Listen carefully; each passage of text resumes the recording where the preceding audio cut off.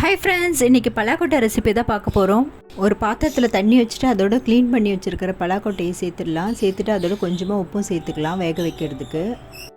பலாக்கொட்டை வெந்ததை இன்னொரு பாத்திரத்தில் அதை மாற்றிட்டு மேலே இருக்கிற தோலெல்லாம் உரித்து எடுத்துக்கலாம். உரித்து எடுத்துகிட்டு இன்னொரு தண்ணியில் வாஷ் பண்ணிவிட்டு அதுக்கப்புறம் உங்களுக்கு என்ன சைஸ் வேணுமோ அந்த சைஸ்க்கு கட் பண்ணி எடுத்துக்கோங்க. ஒரு பெரிய வெங்காயம், 2 தக்காளி, கொஞ்சம் கருவேப்பிலை, இஞ்சி துண்டு 2, இடித்த பூண்டு 1 இல்லைன்னா 2 பச்சை மிளகாய் உங்களுக்கு காரத்துக்கு ஏற்ற மாதிரி. கடாய் சூடானதும் எண்ணெய் விட்டுட்டு எண்ணெய் காஞ்சதும் அதோட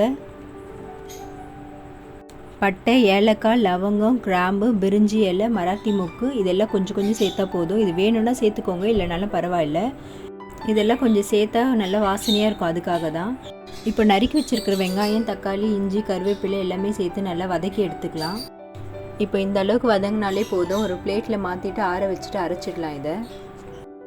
இதை செய்யறதுக்கு நான் ஏற்கனவே வெங்காயம் தக்காளி வதக்கின கடாயை யூஸ் பண்ணிக்கிறேன். நீங்கள் ஏதாவது வேறு பாத்திரம் யூஸ் பண்ணுறதுனால பண்ணிக்கோங்க. கடாய் சூடானதை எண்ணெய் விட்டுட்டு கடுகு போட்டுக்கலாம். கடுகு பொரிஞ்சதும் கருவேப்பிலை, இடித்து வச்சுருக்க பூண்டை சேர்த்துட்டு அரைச்சி வச்சுருக்க பேஸ்ட்டையும் இதோடு சேர்த்துடலாம். ஊற்றும் போது அடுப்பை சிம்மில் வச்சுட்டு ஊற்றுங்க, மேலே தெரிக்கும். இப்போ இதோடு நறுக்கி வச்சுருக்க பச்சை மிளகாய் சேர்த்துட்டு இதோடு இந்த மசாலாவையும் சேர்த்துடலாம்.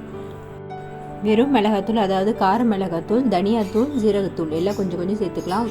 மிளகாத்தூள் உங்கள் காரத்துக்கு ஏற்ற மாதிரி சேர்த்துக்கோங்க. ஏற்கனவே பச்சை மிளகாய் போட்டிருந்தால் அதுக்கேற்ற மாதிரி மிளகாத்தூள் சேர்த்துக்கோங்க.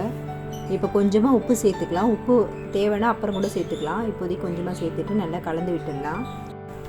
கொஞ்சமாக தண்ணி சேர்த்துக்கோங்க. தண்ணி சேர்த்தா தான் அந்த மசாலா வாசனை போகிற வரைக்கும் வதங்கிறதுக்கு கரெக்டாக இருக்கும்.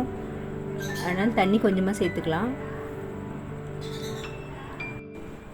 மசாலாவோட பச்சை ஸ்மெல்லாம் போயிடுச்சு. இப்போ இந்த பதம் வந்ததும் நறுக்கி வச்சுருக்க பலாக்கொட்டையை சேர்த்துடலாம்.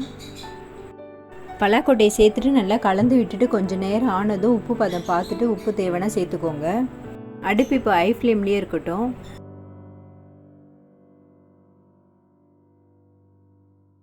உங்களுக்கு எந்த அளவுக்கு கிரேவி வேணுமோ அந்த அளவுக்கு பார்த்து இறக்கிக்கோங்க. இப்போ நல்லா தண்ணியும் சுண்டிடுச்சு. இன்னும் உங்களுக்கு திக்காக எண்ணெய் பிரிஞ்சு வர அளவுக்கு செய்யணுன்னா லோ ஃப்ளேமில் வச்சுட்டு நல்லா கலரி விட்டுக்கலாம். இதோட வாசனை சூப்பராக இருக்குது. இதோட டேஸ்ட்டும் செமையாக இருக்குது. இதே மாதிரி நீங்களும் உங்கள் வீட்டில் ட்ரை பண்ணி பாருங்கள். ட்ரை பண்ணி பார்த்துட்டு எப்படி இருக்குன்னு கமெண்ட் பண்ணுங்கள். இந்த வீடியோ உங்களுக்கு பிடிச்சிருந்தால் லைக் பண்ணுங்கள். Please support us. தேங்க்யூ.